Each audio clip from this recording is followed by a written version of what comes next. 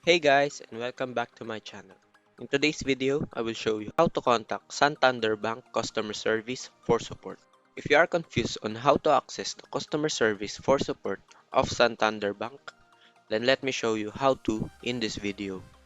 First, let's open up our browser and search for official website by typing in santanderbank.com.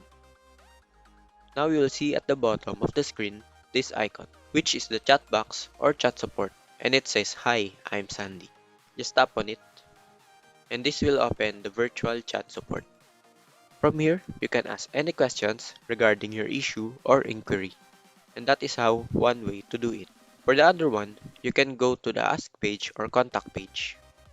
Let's open another tab and type customerservice.santanderbank.com. From here, click on Contact Us. Then click here on the Find Branch or ATM. Pick the location close to you.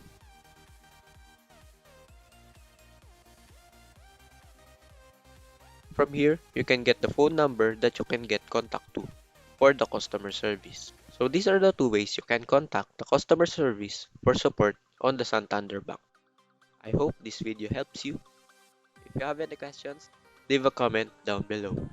And don't forget to like, share, and subscribe to my channel. Thank you guys.